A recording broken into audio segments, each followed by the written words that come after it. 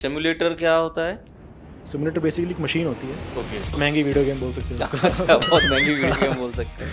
Petrol की टंकी कहाँ होती है इसमें? तो कहाँ से आप बटन दबाते हो, कहाँ से चाबी दे दो कि ले भैया ये लो टैंक फुल कर दिया। आप गेस कर सकते हो ये चीज़? एक बार अगर टंकी फुल करा ली तो क्या एवरेज दे देगी गाड़ी? हैं? मल्टीपल फैक्टर्स हैं इस चीज़ के। कभी ऐसा हुआ कोई लड़की ने आपको आके अप्रोच किया, प्रपोज करने की कोशिश की हो? कभी ऐसा हुआ और फिर उसको कैसे काउंटर किया आपने, ये बताओ। एक्सेप्ट कर लिया? इंटरेक्शन तो हो ही जाती है। कोई जैसे अगर हम फ्लाइट के लिए वेट कर रहे हैं तो कोई पैसेंजर आ गया पूछने के लिए कि क्या स्टेटस है फ्लाइट का, तो ऐसे नहीं, आप थोड़ा बहुत सच बोल सकते हैं, ऐसा नहीं कि पूरा नहीं, मैं ही सच ही मौसी जी बोलता सच तो बोलना पड़ेगा थोड़ा सा। जूता आएगा उड़ता हुआ। कैप्टन होता है, कॉकपिट में से कुछ बोलता है, पैसेंजर को बोलता है, किसको बोलता है और क्या बोलता है? देखिए अलग अलग तरह की कॉल्स होती है हमारी। जो हमारी मैंडेटरी कॉल्स हैं वो कैबिन क्रू के लिए होती हैं।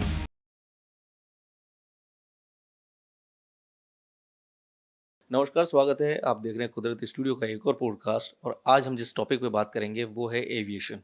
ये मेरा फेवरेट टॉपिक है और एविएशन की बात आते ही आपके मन में भी अलग अलग ख्याल आते होंगे। सबसे पहले आता है पायलट, उसकी लाइफस्टाइल। वही एक फैंसी सा या महंगा आई गियर पहने हुए पायलट जा रहे हैं, एक सूट के साथ में लेके जा रहे हैं। तो आज हमारे साथ में ही है कैप्टन सार्थक। तो उनसे जानेंगे कि किस तरीके से एक पायलट की लाइफस्टाइल होती है, क्या क्या टेक्निकल टर्म्स होते हैं फ्लाइट्स को लेकर के। तो सबसे पहले उनका स्वागत करते हैं।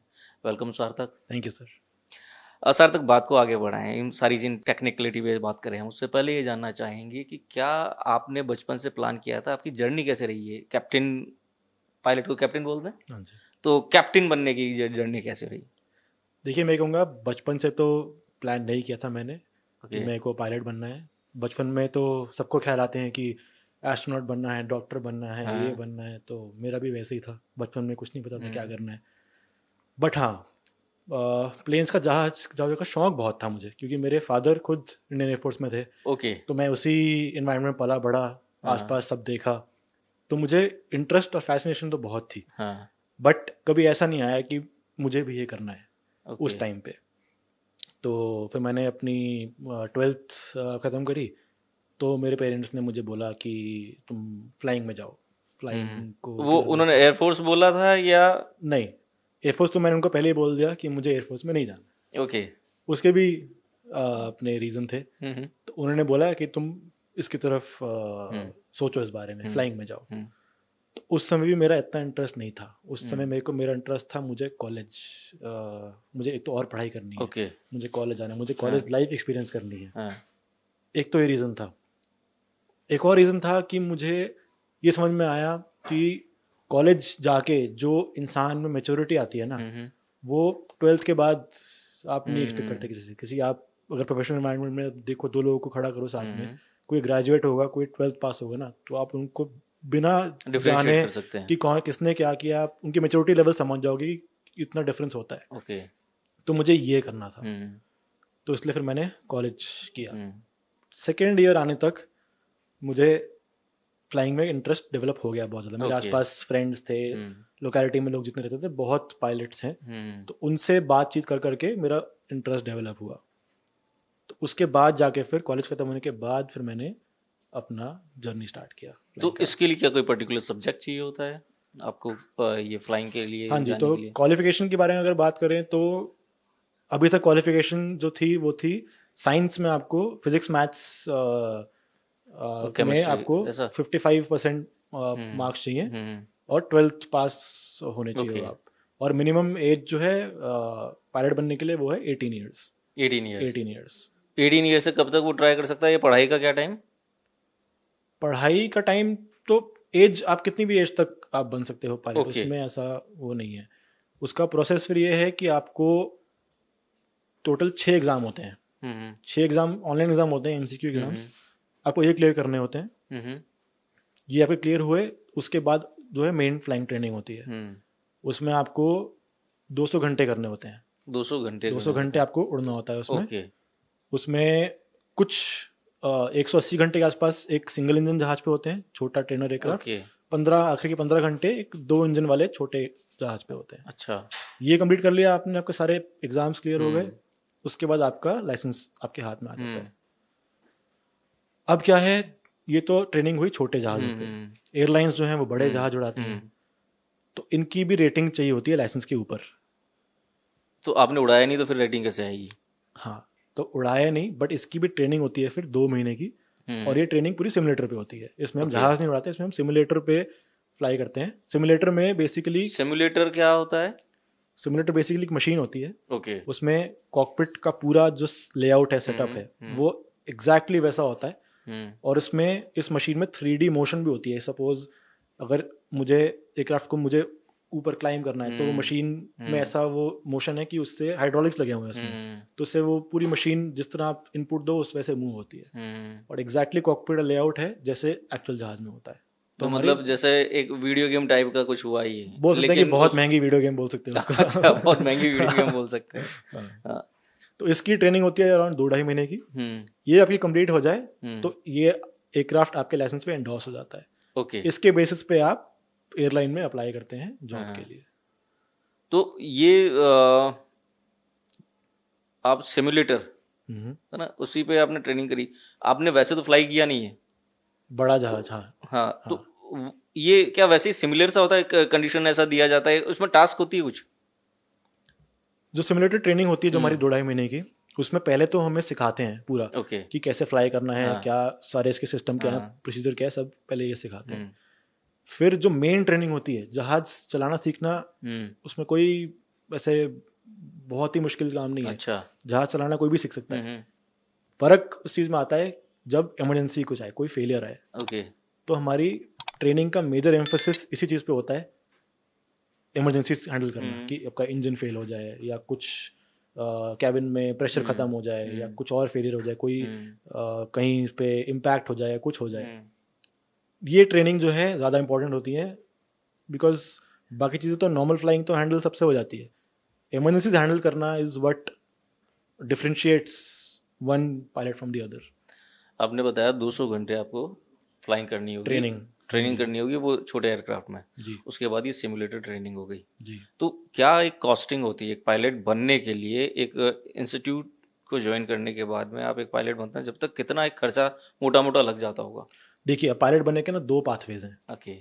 पाथवे नंबर 1 है जो मैंने खुद किया था, कि एयरलाइंस जो है ना, उनका एक प्रोग्राम होता है, उसको कहते हैं कैडेट पायलट प्रोग्राम। क्या? Cadet pilot program. ओके। इसमें क्या होता है कि कंपनी आपका पहले, आप कंपनी ओपनिंग निकालती है कि कैडेट प्रोग्राम के लिए हम कैडेट्स को हम हायर कर रहे हैं। तो इसमें क्या होता है कि आपका इंटरव्यू राउंड सिलेक्शन प्रोसेस पहले हो जाता है। जैसे हमारा रिटन एग्जाम हो गया, फिर एक ऑनलाइन इंटरव्यू होता है फेस टू फेस, फिर एक ग्रुप डिस्कशन होती है, फिर एक फाइनल इंटरव्यू होता है एचआर के साथ। ये जो एंड में होता है सिलेक्शन प्रोसेस कंपनी का, ये वो पहले कर लेते हैं। तो पहले उन्होंने आपको हायर कर लिया, ठीक है। फिर ये इनका पूरा प्रोग्राम सेट होता है कि यहाँ पे आपको भेजेंगे आपकी ट्रेनिंग के लिए। पहले आपकी ग्राउंड टेस्ट कराएंगे, आपके सारे पेपर्स जो आपको पास करने उनके पढ़ाई कराएंगे, फिर आप वो पेपर क्लियर करो, फिर आपको एक वो फ्लाइंग स्कूल भेजेंगे जिनके साथ उनका टाई अप होगा, वहाँ भेज के आपकी ट्रेनिंग कराएंगे।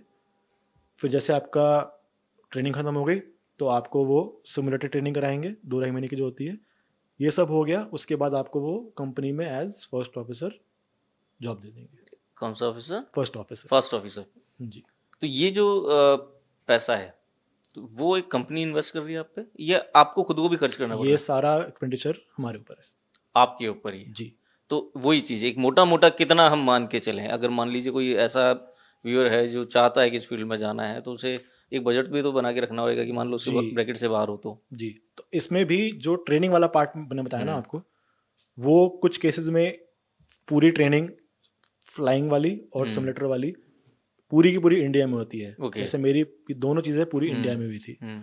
कुछ लोगों की यूएस में होती है, कुछ लोगों की ऑस्ट्रेलिया, न्यूजीलैंड, जहाँ जहाँ इनके सेंटर्स हैं, जहाँ जहाँ फ्लाइंग स्कूल है, वहाँ भेजते हैं। तो मेजर कॉस्ट डिफरेंस जो है, ये कौन भेज रहा है? ये एयरलाइन खुद भेजती है। जब उन्होंने पूरा प्रोग्राम उन्होंने बता दिया हमें कि ऐसे कोई ये चीज़ यहाँ पे होगा, तो पूरा ऑलरेडी प्लान होता है और उस हिसाब से ये मतलब एक तरीके से कोई कैंपस प्लेसमेंट की तरह से हो गया कि different type of airlines companies आती हैं, वो एक असेसमेंट करती है किसी भी एक कैंडिडेट का, फिर वो चूज करते हैं कि हमारी एयरलाइन का हिस्सा होगा, दूसरा कोई कह रहा है ये हमारी एयरलाइन का हिस्सा होगा, फिर ये सारी ट्रेनिंग चल रही है, इसमें जो भी पैसा लग रहा है वो आप ही को बियर करना है, और किसी की ट्रेनिंग इंडिया में होनी है, किसी की बाहर होनी है। ये वो कंपनी टू कंपनी, एयरलाइंस की कंपनी टू कंपनी वेरी करेगा ऐसा। बट हाँ आपने बिल्कुल सही बोला, बस ये है कि कैंपस प्लेसमेंट वाला सेटअप नहीं है, ऐसे नहीं कि एयरलाइंस आती हैं और वो करती नहीं है। ये मतलब एक हाँ लेमन लैंग्वेज में जैसे हाँ हम सबको जैसा पता है उस तरीके से अगर चीज हुआ, जी आपने सही। कैंपस प्लेसमेंट जैसा नहीं है। हाँ आपने एक कोई फ्लाइंग स्कूल चूज करी, आप वहाँ गए, वहाँ पे पहले आपका असेसमेंट हो गया है, ये ऐसा ठीक हुआ। हाँ हाँ। तो बेसिकली उनको ये नहीं देखना कि इसको कितनी नॉलेज है, वो कैंडिडेट्स में ही देखते कितनी नॉलेज है, उनको देखना कि अच्छा बेसिक नॉलेज है, उसके आगे उनको ये देखना है कि ये ट्रेनेबल है कि नहीं, इसको हम ट्रेन करके ये कॉकपिट में बैठ सकता है कि नहीं, उनको ओके। ये वो जज करते हैं बस उस स्टेज पे। बस उनको पता है कि हमारा जो पूरा प्रोग्राम हमने कराना है आगे, उसमें जो है वो केपेबल है, तो वो सीख के बन जाएगा फिट हाँ इनफ जैसे टू हमारी डू। इंडस्ट्री में बताया कि वो अच्छा गुड लुकिंग है, प्रेजेंटेबल भी है, लेकिन हाँ वो डायलॉग डिलीवरी कर लेगा या नहीं कर लेगा ये हम देख करके फिर उसको स्क्रीन के सामने लेके आते हैं। वैसा सा है। डायलॉग डिलीवरी अच्छा हाँ मतलब ये हमारी हाँ हमारी करेक्ट सेगमेंट हो गया, जैसा आप ही का करेक्ट सेगमेंट है कि वो आपको एक हाँ तरीके से एसेस कर लिया, आपकी स्क्रीनिंग हो गई, ये एक ऑडिशन हो गया, ये सब चीज़ें हो गई। तो इंडिया में कॉस्टिंग ज़्यादा आती है इस ट्रेनिंग की, या आउट ऑफ इंडिया अगर जा रहे हैं तो कॉस्टिंग पे कुछ फर्क आएगा, और रहना खाना भी तो बढ़ेगा ना। जी। मेजर एक्सपेंडिचर जो है अगर आप कंपेयर करो इंडिया से और बाहर से, तो मेजर डिफरेंस जो एक्सपेंडिचर का आएगा वो आपका ट्रैवल आना जाना। ओके। बाकी आपको जो वीज़ा पे जो आपका खर्चा हुआ, वहाँ पे रहना, कॉस्ट ऑफ लिविंग वहाँ पे हायर है, वहाँ पे आप कंट्री के बाहर हो तो नेचुरली आपके खर्चे बढ़ेंगे ही वहाँ पे एज़ कम्पेयर टू अगर आप इंडिया में रहो। तो मेजर डिफरेंस यही है। अब मैंने जैसे 2019 में स्टार्ट किया था, तो उसमें ही उस टाइम पे ही करीब करीब बाहर से करने में और इंडिया से करने में 15-20 लाख का डिफरेंस था। ओके। मतलब अगर आप बाहर जाते हो तो 15-20 लाख रुपए आपके ज़्यादा एक्स्ट्रा लगते हैं। ज़्यादा लगते हैं हाँ जी। ओके।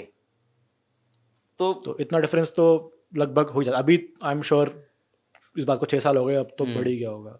अब बढ़ गया इंडिया होगा। में भी शायद बढ़ गया होगा, बाहर भी बढ़ गया होगा, हो ही सकता है। तो मोटा मोटा अभी भी हम उस मोटा मोटा एक, जैसे मान लीजिए कोई एमबीए करने जा रहा है, कोई और इंजीनियरिंग करने जा रहा है, कोई डॉक्टर के लिए जा रहा है, डॉक्टर के लिए बाहर जा रहे हैं, तो वो कुछ खर्चा होगा कि वो उनको पता है कि 1 करोड़ के आसपास, 1.25 करोड़ के आसपास होगा। या इंडिया में भी करता है तो किसी का खर्चा, किसी की एजुकेशन में 15 लाख का जा रहा है, किसी की 25 जा रहा है, तो हम एक मोटा मोटा खर्चा कितना मान लें इसमें? देखिए आप सब मिला के from the day you start preparing for your, आपने पढ़ना शुरू किया एग्जाम्स के लिए, टिल टाइम आप कॉकपिट में बैठे हो, रफ अप्रॉक्सीमेटली मैं बताऊंगा तो हो सकता है 1 करोड़ के आसपास। 1 करोड़ के आसपास। हाँ। तो अगर किसी के पास में इतना अमाउंट है तो वो इस चीज़ को प्लान करे, अपनी कैपेबिलिटी भी देखे, फिर तब वो आगे जाए। मेन चीज़ कैपेबिलिटी की है। कैपेबिलिटी अगर आपकी है तो आप पहुंच गए कॉकपिट तक, तो रिटर्न ऑन इन्वेस्टमेंट तो आपको मिल ही जाएगा उसके बाद। ओके। सिंस एक्सपेंडिचर इतना ज़्यादा होता है कि it is a big amount to spend, तो उसमें smart thing to do is कि आप सीधा फ्लाइंग करने मत जाओ। जैसे अच्छा मैंने कंपेयर जो कर रहे थे हम, 2 पाथवेज जो होते हैं, एक जो कैडेट पायलट वाला हो गया, दूसरा है कि आप जो नॉर्मल, उसको हम कन्वेंशनल पाथवे बोलते हैं, कि आपने खुद पहले एग्जाम क्लियर किए, फिर आपने किसी फ्लाइंग स्कूल में जाके एडमिशन लेके वहाँ फ्लाइंग करी, फिर आपने अपनी लाइसेंस में एंडोर्समेंट कराई और फिर आपने एयरलाइन में अप्लाई किया। तो ये 2 अलग अलग पाथवे होते हैं। अब इन दोनों पाथवेज में भी थोड़ा बहुत कॉस्ट का फर्क आ जाता है। अच्छा, कन्वेंशनल वाले में सिंस आप किसी एयरलाइन से ऑलरेडी एफिलिएटेड नहीं हो, तो इसमें भी आपके हो सकता है 10 से 15 लाख बच सकते हैं, बट उसमें आपने पैसा तो बचा लिए, बट फिर आपकी हेडेक रहेगी पूरे टाइम कि मेरे पास जॉब सिक्योरिटी, मेरे पास जॉब नहीं है। कैडेट प्रोग्राम में ये है कि आप 10-15 लाख एक्स्ट्रा खर्च रहे हो, बट पूरे टाइम आपके एटलीस्ट पीस ऑफ माइंड है आपके पास कि ये खत्म होने के बाद एक एयरलाइन बैठी है जो मुझे नौकरी देने वाली है। ठीक है। मेन डिफरेंस तो ये जब हम एक अमाउंट, आज ये बच्चा तो तय नहीं करेगा, क्योंकि अगर फाइनेंशियल पार्ट आता है तो पेरेंट्स तय करता है। तो पेरेंट्स को फिर अच्छे से जज करना होगा कि उसे ये 10-15-20 लाख रुपए नहीं देखने, उन्हें ये भी देखना कि बच्चे की जॉब सिक्योरिटी रहेगी और हम एक बेटर वे की तरफ ही जाएंगे। बिल्कुल। तो जैसे आपने बोला, इस केस में मेरे साथ भी ऐसे ही हुआ था। ओके। कि अब सबके लिए है तो बड़ा अमाउंट ही, तो छोटा अमाउंट तो है नहीं। तो मैंने जब पापा से इस बारे में डिस्कस कर रहा था कि ऐसे मुझे इस चीज़ में जाना है, मुझे ये कोर्स अच्छा लग रहा है, तो उन्होंने मुझे बोला था कि फ्लाइंग करने तभी जाएगा जब सारे पेपर्स क्लियर होंगे। ओके। कि एक बार तू भी समझ जा कि तू कैपेबल है कि नहीं, और हम भी देख लें कि तू कर सकता है कि नहीं। पेपर सारे क्लियर हो जाएंगे, उसके बाद तुझे छूट है, जा उसके बाद। अच्छा, अब एक बात अलग आती है, ये हम इस प्रोसेस से आगे बढ़ जाते हैं। एटीसी, एयर ट्रैफिक कंट्रोल, ऊपर तो कुछ नहीं होता, कोई गाड़ी नहीं आ रही सामने से, फिर ये ट्रैफिक कंट्रोल क्या है? ये कोई देखिए हवलदार खड़ा है सीटी बजा रहा है क्या? एयर ट्रैफिक कंट्रोल आप समझ सकते हैं कि हवा में हमारे आँख और कान है, ओके। क्योंकि हम जब फ्लाई कर रहे हैं तो हाँ। उस एयर स्पेस में हम अकेले तो है नहीं जो फ्लाई कर हाँ। रहे हैं, हमारे साथ अब तो इतना एयर ट्रैफिक बढ़ गया है, हम्म। आप देखोगे वेबसाइट पे तो भरी बहुत होती हैं बहुत, फ्लाइट्स, हाँ, भरी होती हैं ये फ्लाइट्स। मानने वाली बात है। तो अब इसमें क्या है कि रूट्स बने हुए हैं, हम्म। ऐसा भी नहीं कि कोई, मैं सपोज जयपुर से टेक ऑफ किया और मुझे मुंबई जाना है तो मैं अपने मन से रूट बना के मैं चला गया वहाँ तक, ऐसा नहीं होता। रूट्स बने होते हैं, आपको उन्हीं रूट्स को फॉलो करना होता है। ये सभी कंपनीज जो फ्लाइंग की है, जो जितने भी ट्रेवलिंग वाली है, फ्लाइंग वाली, उन सबका एक ही रूट होता है, सबके अलग अलग रूट होते हैं? रूट सबके सेम है। रूट सबका सेम है। हाँ, रूट उस पर सबके किसका प्लेन पहले जाएगा ये एटीसी तय करेगा? नहीं, ये डिपेंड करता है कि पहले आगे कौन है, रूट पे आगे कौन है, अच्छा। और किसको कितने हाइट पे जाना है, ओके। उससे भी फर्क पड़ता है। तो ऐसा नहीं होता मैं टेक ऑफ वो मतलब ओवरटेक कर लूँ किसी को? देखिए अब वो चीज़ें भी होती हैं, वो होती हैं? छोटे एयरपोर्ट्स पे अगर आप लैंड करने आ रहे हो तो चीज़ें थोड़ी बहुत फ्लेक्सिबिलिटी होती है इतनी। बड़े एयरपोर्ट्स जहाँ पे ट्रैफिक बहुत ज़्यादा है, जैसे मुंबई दिल्ली हो गया, यहाँ पे आप ये समझ करते हो एटीसी से डांट खा लोगे आप ऐसा कुछ किया तो मतलब लेकिन थोड़ा सा चांस तो है कि भाई तेरा पहले जाएगा, वो ओवरटेक करके निकल गए, ऐसा कुछ छोटी छोटी जगहों पे हो सकता है। छोटे बेस पे मैं जैसे को बताया, छोटे बेसिस में, छोटे एयरपोर्ट्स पे थोड़ा बहुत ये उसमें डांटनी possible है। पड़ेगी। और एयरक्राफ्ट भी कौन सा, ऐसा फर्क पड़ता है। अब अगर जैसे एयरबस का 320 एयरक्राफ्ट हाँ। है, और अगर ATR जो 2 प्रोपेलर वाला एयरक्राफ्ट होता है, हाँ। ये एयरक्राफ्ट अगर दोनों एयरक्राफ्ट सेम जगह लैंड करने आ रहे हैं, हम्म। तो भले ही ATR जो है वो आगे होगा एयरबस के, हम्म। बट एयरबस ज़्यादा तेज़ है, तो वो तो ये चीज़ तो होती है। ओके। पर उसमें फ़र्क पड़ता है कि जहाज़ कौन सा है आपका। तो ये है ATC का मेन पर्पस है, सिंपल अगर मैं भाषा में बताऊं तो ATC का मेन पर्पस है 2 एयरक्राफ्ट आपस में ना भिड़े। अब उसमें ये इंश्योर करने के लिए उनको क्या करना है, वो उनका काम होता है। उनके पास रडार लगे हुए हैं, जो ATC की बिल्डिंग होती है वहाँ पे रडार लगे होते हैं, और हमारे एयरक्राफ्ट में भी सिस्टम होते हैं जिससे हम किस हाइट पे हैं, हमारी क्या स्पीड है, हमारे एयरक्राफ्ट का कॉल साइन क्या है, ये सारा डेटा ATC के पास रियल टाइम उनको उस समय पहुंच रहा होता है। ओके। हर एयरक्राफ्ट का जो उनके एयर स्पेस में है वो उनको पहुंच रहा होता है। हम उनके एयर स्पेस में एंटर करते हैं, हमें उन्हें कांटेक्ट करना होता है कि हमारा कॉल साइन ये है, हम इतनी हाइट में हैं, वो हमें आइडेंटिफाई करता है।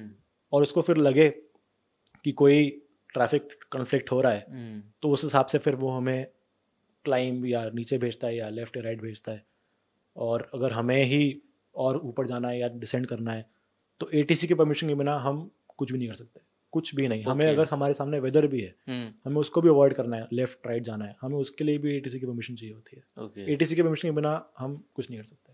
अच्छा, एक बीच में बात हमारी रह गई थी, वो ये थी कि आपने बोला कि जो फ्लाइंग कंपनी है वो एज ए फर्स्ट ऑफिसर आपको जी असाइन कर देती, मतलब एज ए ज्वाइनिंग देती है जी। तो कैप्टन में और फर्स्ट ऑफिसर में क्या फ़र्क होता है? देखिए कैप्टन ना एक कंफ्यूजिंग सा वर्ड है। अब कैप्टन क्या है, टेक्निकली कोई भी पायलट जिसके पास कमर्शियल पायलट लाइसेंस हाथ में है उसको कैप्टन बोल सकते हैं। पर होता क्या है कि जो लेफ्ट साइड में बैठा हो उन्हीं को सब कैप्टन बोलते हैं। कन्फ्यूजन लोगों को ही होती है। अब मैं आपको समझाता हूँ क्या है। जो राइट सीट पे बैठता है उसको बोलते हैं फर्स्ट ऑफिसर, वो फर्स्ट ऑफिसर। हाँ। और जो लेफ्ट में बैठते हैं उनको बोलते हैं pilot in command. Pilot in command, ठीक है। तो ये एक्चुअल डेजिग्नेशन ये होती है ओके। आपस में। कैप्टन जो है वो हमें भी फर्स्ट ऑफिसर भी हमें कैप्टन बोल लेते हैं। बट हाँ मोस्टली ऐसा होता है कॉमन, हमारे साथ भी ऐसा होता है कॉमन उसमें कि हम जो लेफ्ट पे बैठा है उसी को कैप्टन बोलते हैं। ओके।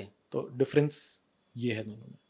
तो जहाँ तक हम बात कर रहे हैं कि ये पायलट, कैप्टन और एयरप्लेन थोड़ी फैसिनेटिंग सी लाइफ है, लेकिन क्या आप लोगों को कैसा फील होता है इस लाइफ के बारे में?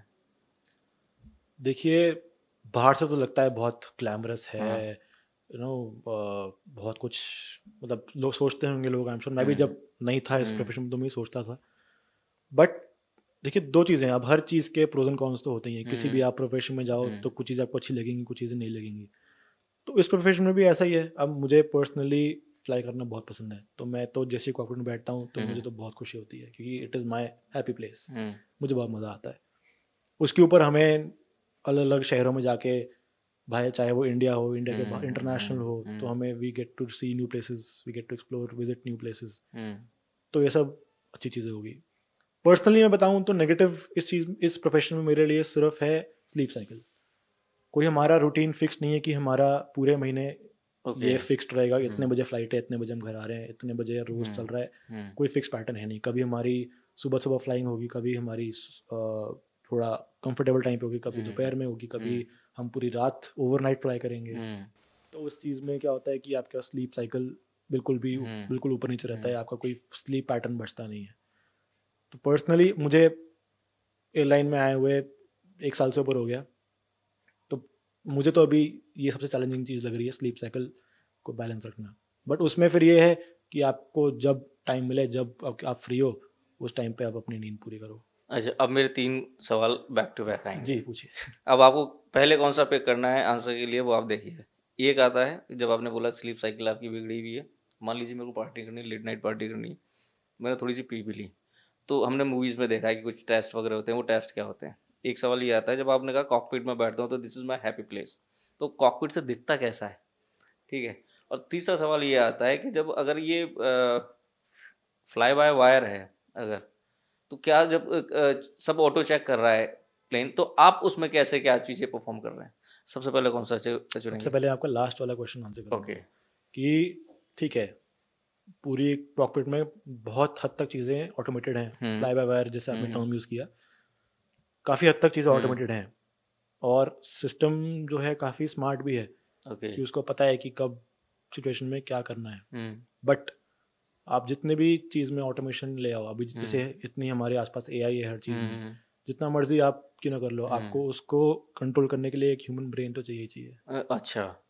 ह्यूमन ब्रेन के बिना आप कोई भी ऑटोमेटिक चीज़ को कंट्रोल नहीं कर सकते, बिकॉज वो ऑटोमेशन डिज़ाइन की गई है किसी नॉर्मल सिचुएशन में एयरक्राफ्ट को फ्लाई करने का। अब जैसी कोई इमरजेंसी आए तो ऑटोमेशन हाथ खड़ी कर लेगी अपने, कि मेरा साथ यहीं तक था, इसके आगे आप सवारी खुद जिम्मेदार है, वो सीन होता है। ठीक है। उस चीज़ में आपको ह्यूमन प्रेजेंस चाहिए वहाँ पे, बिकॉज उस चीज़ में भले इंटेलिजेंस हो ऑटोमेशन में, बट उसमें इमोशन नहीं है। इमोशनल फैक्टर जो है वो ह्यूमन ही ला सकता है, कि इस सिचुएशन में अब मुझे क्या करना है, मुझे मेरे पीछे 200 लोग बैठे हैं, मुझे उनके बारे में सोचना है, तो उसको ध्यान में रखते हुए किस लेवल का इमरजेंसी है, उस चीज़ में मुझे डिसीजन क्या लेना है, वो डिपेंड करता है। और सिचुएशंस बहुत सारी ऐसी आती हैं जिसमें आपके पास बस कुछ सेकंड होते हैं डिसाइड करने के लिए कि मुझे क्या करना है, कि मैं इस तरफ जाऊं, आपके पास कुछ ही सेकंड है, आपने उन सेकंड में डिसीजन नहीं लिया तो फिर चीज़ खराब हो सकती है। आपके साथ हुआ कभी ऐसा? मेरे साथ अभी तक इतना वैसा कुछ नहीं हुआ है, बट छोटी छोटी चीज़ें तो होती रहती हैं। एक चीज़ ये है। दूसरी चीज़ ये है कि कॉकपिट में वर्कलोड इतना होता है, स्पेशली जब हम टेक ऑफ कर या जब हम लैंड कर रहे हो, तो इतनी चीज़ें होती हैं कि वो चीज़ अकेली आप ऑटोमेशन पे या मशीन पे टच नहीं कर सकते, बिकॉज कहीं भी कुछ भी ग्लिच आ गया, कुछ भी ऊपर नीचे हो गया, तो उससे फिर कुछ भी हो सकता है। मान लो ग्लिच आ गया तो उसको फिर आप खुद ही रिपेयर करेंगे या वो मशीनरी खुद अपने हिसाब से करेगी, कैसे होता है? तो कुछ भी फ्लाइट में, जहाज के किसी भी पार्ट में छोटा सा भी कुछ अगर फॉल्ट आती है तो हमारे कॉकपिट में डिस्प्ले होता है, उसमें वो हमें पॉपअप टाइप में आ जाएगा, पॉपअप आ जाता है कि ये फेलियर आ गया है। फिर उसके प्रोसीजर बने हुए हैं हमारे पास, जो हमारे डॉक्यूमेंट्स होते हैं, जो हमारे पास आईपैड होता है, उसमें पूरा हमारे पास डेटाबेस है कि क्या फेलियर आया, इसको कैसे सॉल्व करना है, उसको हमें पूरा पढ़ के, इसमें कुछ याद नहीं करना, कुछ भी याद नहीं करना, सब कुछ पढ़ के करना होता है। फेलियर आया, उसको हमने खोल लिया, अच्छा ये फेलियर है, उसमें पूरे स्टेप्स दिए होते हैं कि इसको आपने कैसे सॉल्व करना है। तो फेलियर की इंटेंसिटी को भी डिपेंड करता है कि उसको आगे आपको एक्शन कर लेना है। कुछ फेलियर ऐसे होते हैं जो आपकी फ्लाइट में आए और आपने उनको इग्नोर भी कर दिया। इग्नोर तो नहीं कर सकते। अच्छा, फ्लाइट फेलियर आए, आपने उनको स्टेप्स फॉलो किए, चला गया, फेलियर सॉल्व हो गया, ओके, आप you can continue your flight. कुछ फेलियर आते हैं जो थोड़े एक्सट्रीम होते हैं, उसमें आपको ऐसी सिचुएशन बन जाती है कि you can not continue your flight, सब वजह से इंजन फेल हो जाए या कुछ, अब मान लो फ्यूल लीक हो जाए या कुछ कैबिन में डीकम्प्रेशन हो जाए, हवा ख़त्म हो जाए, तो इन केसेस में तो आपको इमीडिएटली लैंड करना होता है। तो इनके भी सब प्रोसीजर हमारे पास बने हुए हैं। इनमें कुछ कुछ चीज़ें जैसे इंजन फेलियर हो गया, ये सब हो गया, डीकम्प्रेशन हो गया, इनकी कुछ चीज़ें हमें याद रखनी होती हैं, कुछ part, but for the major part जो है सब कुछ जो है हमारे पास रिटर्न में होता है, हमें वो पढ़ के पूरा उसको फॉलो करना है। तो ये सारी चीज़ें जो है ये ऑटोमेशन, ऑटो पायलट ये सब नहीं कर सकता खुद, ये सब इन चीज़ों के लिए आपको ह्यूमन ब्रेन चाहिए चाहिए, उसके बिना ये पॉसिबल नहीं, और एक भी नहीं 2 ह्यूमन चाहिए आपको इसके लिए। ओके जी। अच्छा, फिर वो अब उन दोनों में से कौन सा चूज करेंगे, बीए या फिर कॉकपिट से कैसा दिखता है? कॉकपिट से कैसा दिखता है ये बताओ। दिखता है वो तो देखिए ऑब्वियसली आई वुड से वो तो बहुत ही सुंदर दिखता है ऊपर जब होते हैं बहुत हाइट पे, स्पेशली अगर क्लाउड्स हो आसपास। क्योंकि पैसेंजर खुद चाहते हैं कि मेरी विंडो सीट हो तो मैं पूरा एक्सप्लोर कर पाऊँ, वो जब आपके पास तो पूरा दिख रहा है तो वो कैसा नज़ारा होता है? बहुत सुंदर, मतलब वही मैं कह रहा हूँ, अगर क्लाउड्स हो तो भी सुंदर दिखते हैं, अगर बिल्कुल क्लाउड्स नहीं है तो अगर आप सिटी के ऊपर हो तो वो भी बहुत ही सुंदर सुंदर दिखता है। तो उसमें तो 100% it is a beautiful sight. भाई मैं तो सीट पे बैठा हूँ तो मेरे को तो ऐसे होके देखना पड़ेगा, आप भी ऐसे होके देखते हो? ऐसे होके तो नहीं बट थोड़ा हमें तो सामने से दिख जाता है, मतलब हाँ, बट हाँ कि it is a beautiful sight. अच्छा, अब वो जो पहला सवाल था मेरा कि अब हमने पार्टी कर ली, जैसे मान लो आपको कल फ्लाइंग पे जाना है, हम दोनों आज बैठे हैं, हमारा पॉडकास्ट खत्म होता है, पॉडकास्ट के बाद हमने 2-2 पैक 4-4 पैक मार लिए, तो आप उसके कितनी देर बाद फ्लाई कर सकते हो, नहीं कर सकते हो क्या? देखिए इसमें ना एक चीज़ होती है, it is called a breath analysis test. Okay. ये कॉकपिट क्रू का, मतलब जो हम पायलट्स हैं हमारा और कैबिन क्रू दोनों का हर फ्लाइट के पहले मैंडेटरी होता है। अब क्या है, फ्लाइट सपोज सुबह 10 बजे की फ्लाइट है, तो हमें सुबह 9 बजे 1 घंटा पहले अपने एयरलाइन के ऑफिस पहुंचना होता है। वहाँ पे डॉक्यूमेंटेशन वगैरह करते हैं हम, और उसके साथ हम करते हैं अपना ब्रेथ एनालिसिस टेस्ट। ये सारे क्रू का मैंडेटरी होता है, और ये मशीन बहुत सेंसिटिव होती है। इसमें अगर आपने मतलब 0.000 डेसिमल के बाद 3 डिजिट होती हैं, 0.001 भी आपका आ गया अगर, तो वो पॉजिटिव काउंट होता है। ओके। अब इसमें फैक्टर्स क्या हैं कि आपका पॉजिटिव कैसा आ सकता है, उसमें डिपेंड करता है कि आपने कितनी अल्कोहल कंज्यूम की है, आपने पिछले घंटों में कितनी आपने रेस्ट किया, आप कितने टाइम सोए हो, आपने कितना खाना खाया है, आपने कितना पानी पिया है, आपकी बॉडी कितनी डिहाइड्रेटेड है, रेस्ट कितना किया है, ये सब चीज़ें मैटर करती हैं। तो एक अब ऐसे कोई फिक्स्ड वैल्यू नहीं है, तो please don't quote me on this, but एक इंडस्ट्री में एक वेल नोन फिगर है 12 घंटे की, कि लोग मांग के चलते हैं कि सपोज मुझे 9 बजे सुबह पहुंचना है, तो मैं रात के 9 बजे तक जो है पी सकता हूँ, उसके बाद चाहे कितनी पी ली, उसके बाद मुझे नहीं पीना। अच्छा, मैं इसलिए कह रहा हूँ ये फिक्स्ड वैल्यू नहीं है, ये 12 घंटे की फिगर एक रफ फिगर है। इसमें जो मैंने पॉइंट बताया आपको कि आपने कितनी अल्कोहल पी, उसमें अल्कोहल कंटेंट कितना है, आपकी बॉडी कितना रेस्टेड है, कितना हाइड्रेटेड है, कितना आपने खाया, ये चीज़ें मैटर करती हैं बहुत। अच्छा, ये सब आएगा, ये सब चीज़ें मैटर करती हैं, बिकॉज वो मशीन सब पकड़ लेती है। तो ये चीज़ें रफ फिगर लोग मांगे चलते हैं 12 घंटे की, उस हिसाब से चलते हैं, बट देन वो अगेन ये सब चीज़ें plus body to body vary करते हैं कि आपकी बॉडी कितना जल्दी उसको अपने सिस्टम से निकाल रही है, ये चीज़ें होती हैं। तो इसमें हर फ्लाइट के पहले हमारा ऐसे BA टेस्ट होता है। तो कोई भी पायलट या कोई भी कैबिन क्रू ऐसा नहीं है कि हम जी अभी फ्लाइट है और उसके हम 2 घंटे पहले 2 लगा के आ गए, वो हमारे प्रोफेशन में बिल्कुल उसकी स्कोप नहीं है। बिकॉज इसमें क्या होता है कि मैं फ्लाइट के ले गया, मैंने अपना BA टेस्ट कराया और बाई चांस उसमें पॉजिटिव आ गया, तो अब मुझे उस दिन 10-10 मिनट के बाद 3 चांस मिलेंगे दोबारा वो टेस्ट करने के। अच्छा, हाँ, 10 मिनट के इंटरवल पे चांस मिलता है, और उसमें 10 मिनट में मैं अपना मुंह धो के आ जाऊँ, मैं कॉफ़ी पी लूँ, मैं अपने हाथ धो लूँ, कुछ भी कर सकता हूँ मैं, वो मेरे इतना फ्रीडम देते हैं वो। तीनों बार अगर आपका पॉजिटिव आ जाए उस दिन में, तो 3 मंथ्स के लिए आपका लाइसेंस सस्पेंड हो जाता है। ओके। नहीं, मान लो मैंने छोड़ दिया, वो टेस्ट नहीं दिया, तो वो देना जरूरी होता है? वो टेस्ट अगर आपने नहीं दिया तो बाय डिफ़ॉल्ट पॉजिटिव काउंट होता है आपका। ओके। अगर आपने ऐसा किया तो बाय डिफ़ॉल्ट मान लेंगे कि आप BA पॉजिटिव हो। इसकी शिफ्ट पे वैसे रोस्टर होता होगा कि मेरी फ्लाइंग ये है तो मुझे वैसे ही अवॉइड करना चाहिए, मतलब अगर आप ऐसा ही करते हो? हमारे पास पूरे महीने का रोस्टर आया होता है, हमारे पास जो ऐप है पूरे महीने का रोस्टर उसमें होता है हमारे पास, तो हमें पता है किस दिन कितने बजे पहुंचना है, हमें उस हिसाब से जो है प्लानिंग करनी पड़ती है। अब जैसे नॉर्मल इंडस्ट्री 8 घंटे 8.5 घंटे 9 घंटे की कहीं जगह पर शिफ्ट होती है, जैसे कॉर्पोरेट सेक्टर्स के अंदर, यहाँ पे शिफ्ट कैसे होती है? अब मान लो आप फ्लाई करके जा रहे हो, आप तो पहुँच गए किसी और सिटी में हो, अब मान लो डोमेस्टिक फ्लाइट ही है, तो 8 घंटे पूरे हो गए तो क्या बीच प्लेन में थोड़ी छोड़ के जाओगे आप?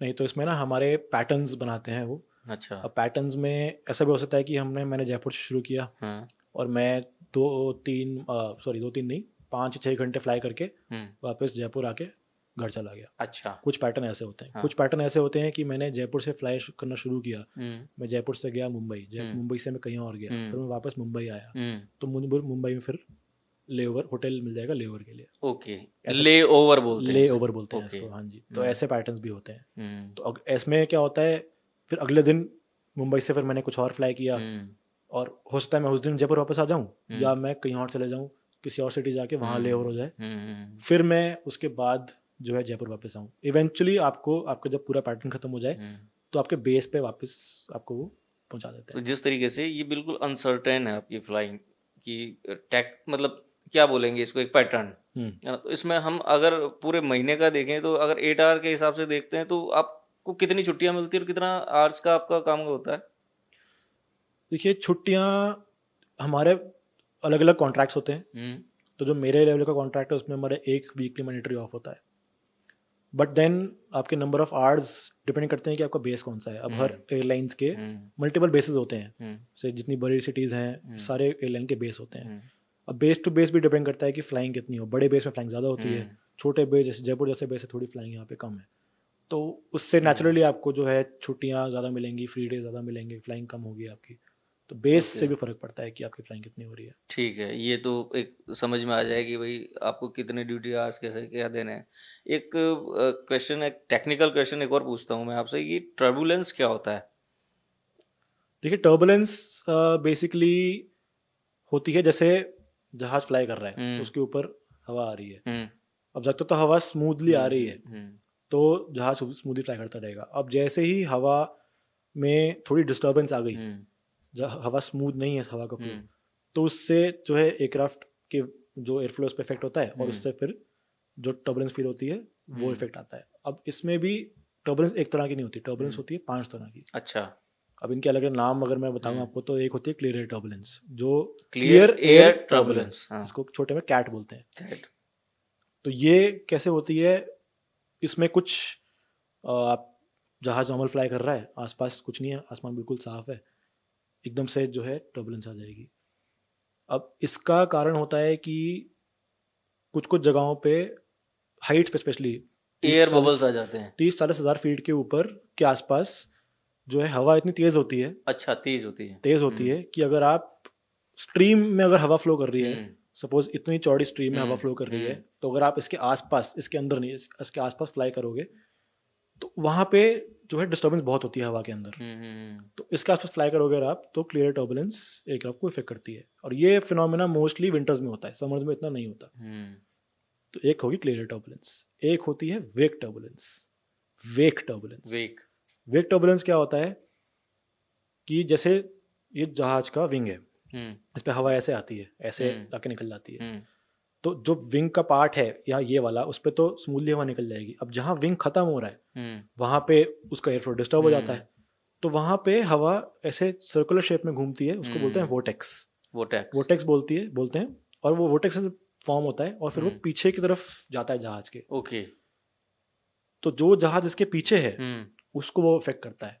अब अगर आपका छोटा जहाज है और आपके आगे बड़ा जहाज है, तो उसकी बड़ी वोर्टिसेस फॉर्म होंगी। अगर छोटा जहाज है तो उतना ही कम वेट है उसका, तो उतना ज़्यादा फिर वो फील होता है। हाँ। ये मोस्टली होता है लैंडिंग के टाइम पे। लैंडिंग टाइम पे, कभी कभी टेक ऑफ के टाइम पे होता है।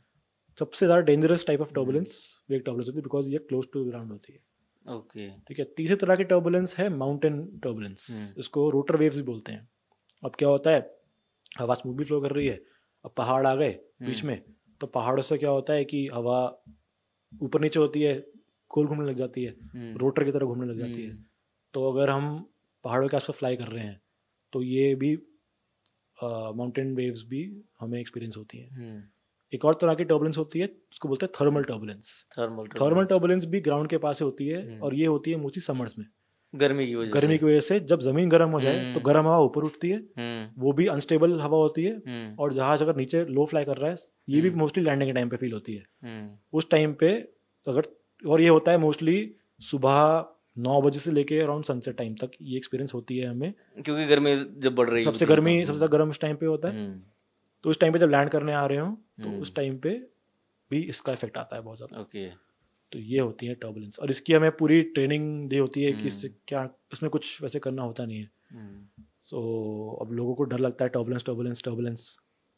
अब ये तो इतने बड़े स्टेबल जहाज है, इसमें कुछ नहीं है। आप ये सोचो कि जब हमारी ट्रेनिंग के टाइम थे वो तो जहाज छोटे से होते हैं बिल्कुल, और जब हम सोलो फ्लाइट पे जाते थे 50 घंटे के आसपास, 50 भी नहीं 70 घंटे के आसपास हमारी जो ट्रेनिंग फ्लाइट होती है उसमें पूरे जहाज में हम अकेले होते हैं। अच्छा, सोलो फ्लाइंग होती है पूरी वो।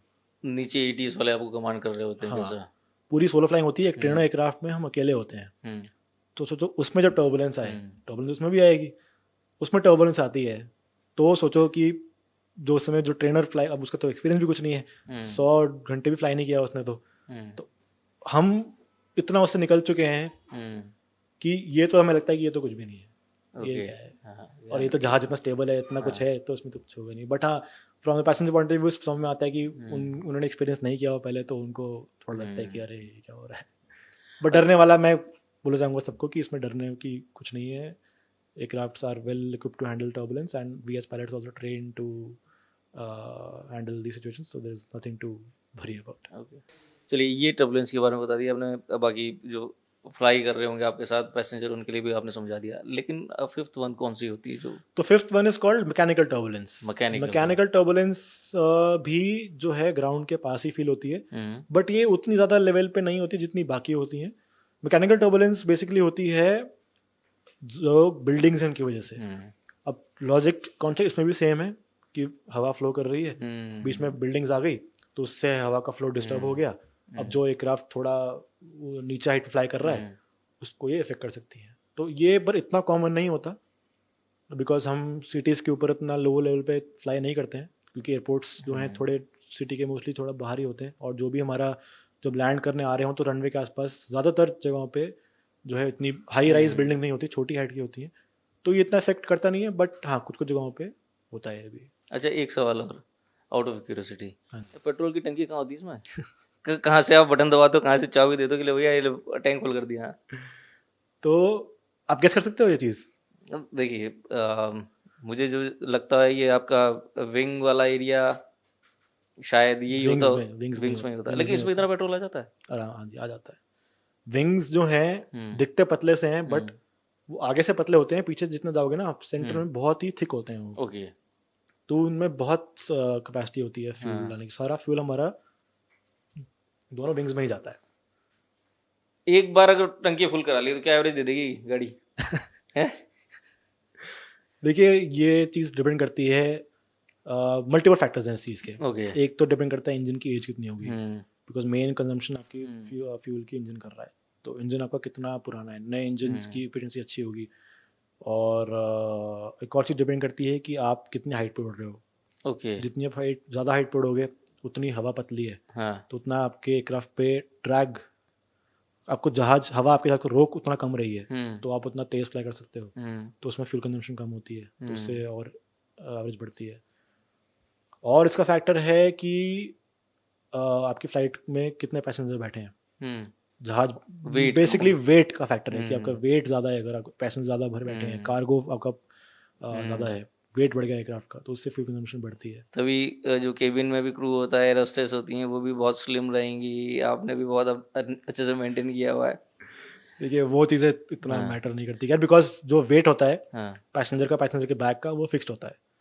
हम जो रेगुलेटर ने वैल्यूज बना रखी हैं वो होता है क्रू विद बैग। हमारा वेट हमारे बैग के साथ मेजर किया जाता है, और वो फिक्स वैल्यू रखी हुई है 85 kgs की। आपके और आपके बैग को मिला के 85 kgs। हमारा भी क्रू का भी सेम होता है, बैग विद क्रू 85 kgs, और पैसेंजर का होता है लगभग 70 kg के आसपास। उनके बैग काउंट नहीं होता, बैग उनका अलग से वे होता है। जैसे हमारे बैग तो वे होते नहीं है चेक इन पे, तो इसलिए हमारे वेट के साथ ही हमारा बैग का वेट जुड़ा हुआ है। पैसेंजर का ऑब्वियसली अलग से होता है। तो ऐसा नहीं है कि अगर मेरा वेट 150 kg है या कुछ है तो उससे जो है फ्यूल पर फर्क पड़ेगा, वो ऐसा कुछ नहीं होता। तो सार्थक, कई बार क्या होता है कि इमरजेंसी होती है, आदमी को टॉयलेट के लिए जाना होता है, फ्रेश होने के लिए जाना होता है, जब वो फ्लाइंग कर रहे हैं आपके साथ में प्लेन में, तो वो वहाँ पे जो टॉयलेट है, लेवेटरी आप बोलते हैं उसे, उसमें कैसे वो सब कुछ, पानी तो होता नहीं है, तो क्या मैकेनिज्म है उसका वो सब कुछ फ्लश करने का? देखिए मैकेनिज्म उसका बहुत सिंपल है, वैक्यूम होता है। तो जैसे ही आपने फ्लश का बटन दबाया तो वैक्यूम जो है पूरा उस कंटेंट को सक कर लेता है अंदर। ओके। और उसमें एक स्टोरेज, पीछे एक कंटेनर होता है, सारा वेस्ट जो है उसमें जाके स्टोर हो जाता है। तो उसकी भी अपनी कैपेसिटी होती है, काफ़ी कैपेसिटी, वो काफ़ी चीज़ स्टोर कर लेता है। और जैसे ही एयरक्राफ्ट लैंड करता है और जब एयरक्राफ्ट पैक हो जाता है तो जो है हर डिपार्टमेंट, जैसे ग्राउंड स्टाफ की मल्टीपल डिपार्टमेंट्स हैं, वो अपनी चीज़ों में कोई रिफिलिंग करने लग गया, कोई मेंटेनेंस चेक करने लग गया, तो ऐसी डिपार्टमेंट है जो वेस्ट क्लीनिंग के लिए होती है। तो जो एयरक्राफ्ट का नीचे वाला पार्ट है, उसको बेली बोलते हैं, उसमें एक ओपनिंग होती है उस कंपार्टमेंट के लिए। तो वो उसको वहाँ से ओपन करके सारा वेस्ट जो है बाहर निकाल लेते हैं और फिर उसको क्लीन करके it is good to use again. Okay, मतलब गटर खाली करने वाला टैंक को आ जाता है और वो उसको कर देता है, ऐसा बिल्कुल पाइप पाइप कनेक्ट से आ जाती है, जाता है और वो पाइप उसको कनेक्ट suck होके कर वो देता है। सारा जो है टैंक में प्ले कर लेता है अपने। सर, तक पॉडकास्ट में मज़ा आ रहा है मेरे को तो, लेकिन अब चलते चलते, क्योंकि हमारी भी टाइमिंग की लिमिट है, चलते चलते कुछ ऐसे सवाल। एक पायलट को, कैप्टन पायलट, वो एक महंगा सा आई गियर पहने हुए एक बैग लेकर के जा रहा है, जो आपने बताया कि 85 किलो आप दोनों का वजन होता है। तो जब आप दोनों 85 किलो वजन लेकर के जा रहे हैं दोनों एक साथ, एक 85 किलो की कोई चीज़ जा रही है, तो वो टेंट्रम कितना साथ में लेके चल रही होती है, मतलब क्या वो क्यों इतना स्टाइल में ऐसे है? देखिए ये तो मैं कहूँगा कि पर्सन टू पर्सन डिपेंड करता है कि किसी की पर्सनालिटी कैसी है। भाई आप जैसे अब बहुत कुछ हैंडसम हो, लोग तो आप जब लगा के ऐसे जाओगे एकदम फेयर कलर और वो देखिए कुछ लोगों को होता है कि जब वो एयरपोर्ट पे पहुंचे तो उनकी मतलब ऐसा हो कि सब लोग उनको मुड़ के देखें, या मैं ही हूँ बस। आपको कुछ लोगों का नहीं, मैं नहीं हूँ। अच्छा। कुछ लोगों का होता है कि उनको अपने काम से काम मतलब है, कि आए, काम किया, चले गए, लोगों से हंस के बात कर ली, बस। तो ये बेसिकली पर्सन, अब देखिए प्राइड इस प्रोफेशन में सबको है, जो पहुंचा है वो मेहनत करके पहुंचा है। तो लगता है कि जो महंगी चीज़ें खरीद रहे हैं वो हैं, वो डिजर्व किए हैं, अर्न किए हैं, तो of course it is a matter of pride, उसमें कोई डाउट नहीं है। But what I feel personally कि उस प्राइड को एज एरोगेंस नहीं कम अक्रॉस होना चाहिए, कि अदर सामने को ये नहीं लगना चाहिए कि यार ये बहुत एरोगेंस है, बहुत एरोगेंट है, वो फीलिंग नहीं आना चाहिए मेरे हिसाब से जो मुझे लगता है।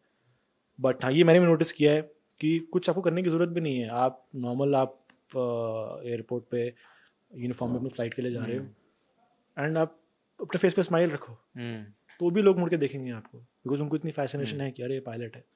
अच्छा, मुड़ के देखने वाली बात पे बात आती है, मान लीजिए आपने एक अच्छा सा आई गियर पहना हुआ है, आप जा रहे हैं, कोई कभी ऐसा हुआ कोई लड़की ने आपको आके अप्रोच किया, प्रपोज करने की कोशिश की हो कि यार है आप तो गुड लुकिंग है इतना, फिर कभी ऐसा हुआ और फिर उसको कैसे काउंटर किया आपने, ये बताओ?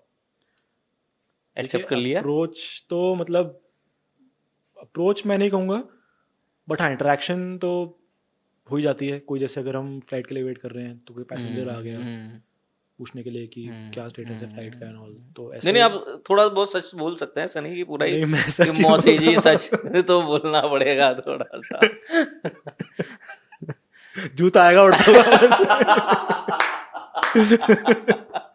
जैसे मैंने कहा इंटरेक्शन तो ऐसे होती है, चाहे वो कोई पैसेंजर हो या जो हमारे साथ क्रू फ्लाई कर रही हैं, उनके साथ भी ऐसे इंटरेक्शन हो जाती है। बट अप्रोच करने वाला, अब वो भी डिपेंड करता है कि जो सामने है उनका नेचर कैसा क्योंकि है। आपका भी एक प्रोफेशन है, तो आप उसको उस तरीके से नहीं लेते, क्योंकि वो एक प्रोफेशनल टर्म में आपको भी देखिए बहुत सारी चीजें देखनी है। मैं ऐसा मानता हूँ कि जब मैं यूनिफॉर्म में हूँ, जब मैं अपनी फ्लाइट के लिए जा रहा हूँ, तो मैं अपने काम के टाइम पे मैं I choose to be professional, तो मैं उस टाइम पे ऐसी चीज़ नहीं करता। I feel it is disrespectful to my uniform, तो ऐसी चीज़ मैं नहीं करता। हाँ मतलब एज नॉर्मल ह्यूमन बीइंग तो आप इंटरेक्शन लोगों से करते ही हो, in fact humans are social animals, तुम लोगों से बात नहीं करेंगे तो और क्या करेंगे। तो ये तो हुआ झूठ, अब सच।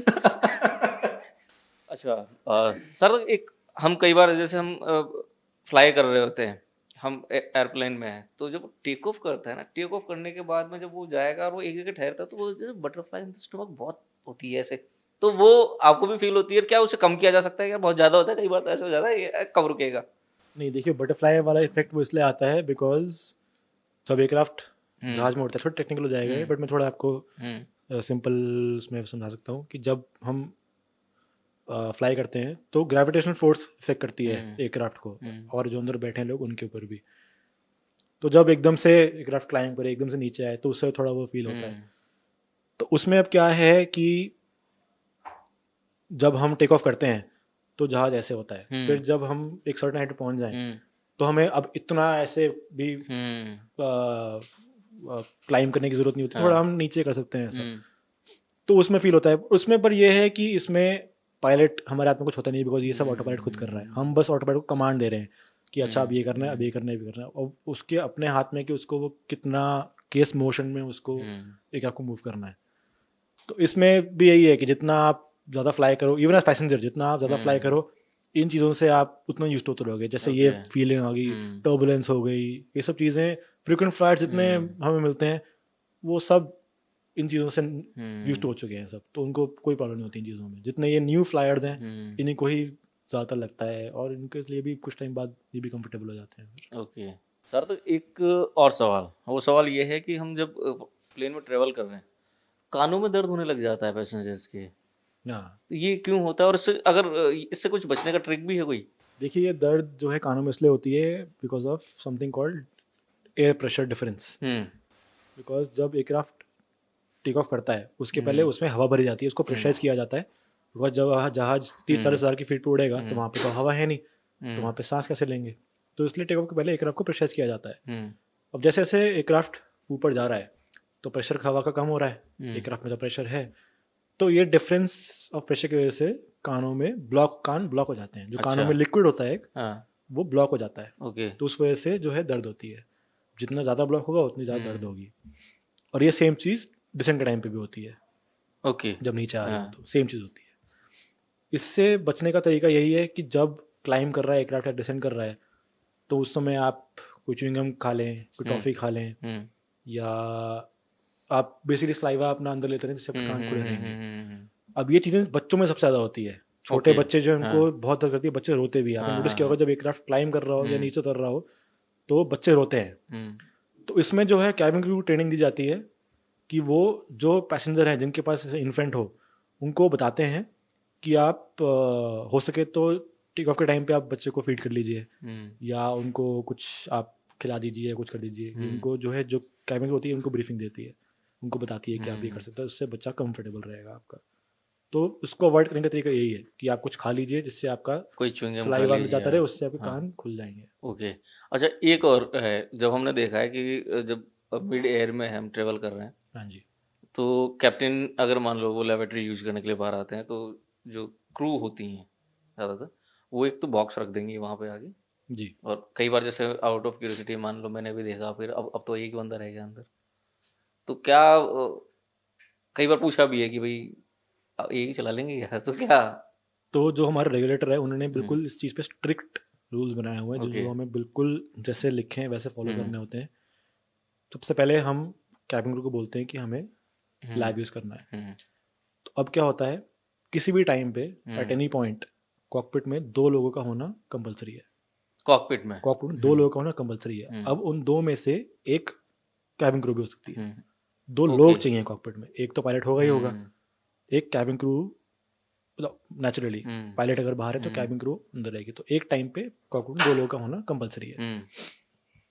तो इसमें क्या होता है, जैसे हमने बोला उनको कि हमें लाइव यूज करना है, तो एक कैबिन क्रू वो कार्ट लेके पहले तो कैबिन को ब्लॉक करती है। दूसरी क्रू जो है वो कॉकपिट के अंदर आती है। फिर जिस पायलट को लैब जाना है वो लैब चले जाते हैं। और फिर जब ये हो जाए तो क्रू बाहर आके हटा देते हैं। अब ब्लॉक करने का रीजन ये है कि कॉकपिट डोर खुलने वाला है। Cockpit door Khulna is a sensitive thing. उसको ब्लॉक करने का रीजन सिंपल सा है कि कोई सैबोटाज ना कर ले आके, कोई हाईजैक का अटेम्प्ट ना कर ले। उसका सिंपल लॉजिक है। और रही बात फ्लाई करने की, तो उस टाइम पे वैसे भी एयरक्राफ्ट ऑटो पायलट पे होता है। उस समय क्रूज फेज में जो है हमारा वर्कलोड सबसे कम होता है, उस समय हमें सिर्फ मॉनिटर करना है और एटीसी से बात करनी है और कुछ काम नहीं होता उस समय। तो उस टाइम पे सिंस वर्कलोड कम है, वैसे भी ऑटो पायलट सब संभाल रहा है, तो हमें कुछ करना नहीं है, तो हम भी बैठे ही हैं। और एज द रूल से इसकी एक टाइम पे 2 लोग का मैंडेटरी है, तो एक क्रू जो है अंदर आ जाती है हमारे साथ, तो इसका ये होता है। अच्छा, साथ तक अब चलते चलते एक आखिरी सवाल मेरा, जो कैप्टन होता है वो कॉकपिट में से कुछ बोलता है, पैसेंजर को बोलता है, किसको बोलता है और क्या बोलता है? हमने तो ये सुना hello this is your captain सार्थक, एंड फिर उसके बाद क्या हुआ, हैव ए सेफ फ्लाइट, या क्या होता है वो? एक बार बोल के बताओ ना आप, वो सुनना चाहते हैं एक बार। देखिए, अलग अलग तरह की कॉल्स होती है हमारी। जो हमारी मैंडेटरी कॉल्स हैं वो कैबिन क्रू के लिए होती हैं कि जब डोर्स बंद हो जाएं, तो डोर्स में ना एक चीज़ होती है स्लाइड्स, जो अगर एयरक्राफ्ट क्रैश हो जाए तो वो अपने आप डोर खुल के डिप्लॉय हो जाती हैं, जिससे कि सारे पैसेंजर्स निकल जाते हैं। स्लाइड होती है बेसिकली वो। तो मैंडेटरी कॉल हमारी पहले होती है कि उनको, क्रू को बोलते हैं स्लाइड्स को आर्म करने के लिए। फिर हमको कॉल देते हैं कि we are ready for take off, so तो उसकी कॉल है crew to your seats for take off, ये कॉल होती है। सिमिलरली जब हम डिसेंड करना हो तो उनको कॉल देते हैं कि प्रिपेयर फॉर अराइवल, और फिर लैंडिंग को उनको फिर से बोलते हैं to your seats for landing. ये मैंडेटरी कॉल्स हैं। ये कॉल्स हमारी और उनकी आपस में कम्युनिकेशन है, ये मैंडेटरी है।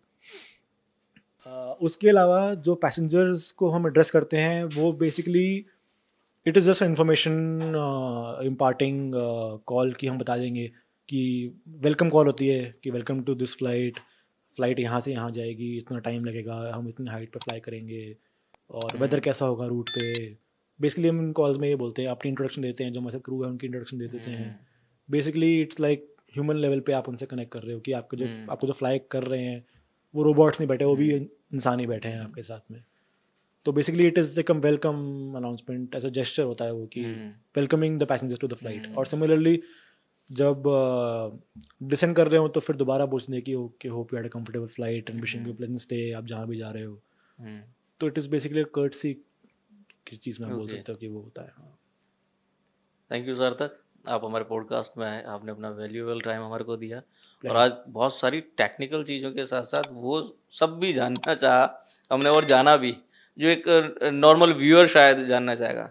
Thank you so much for coming. Pleasure, thank you so much.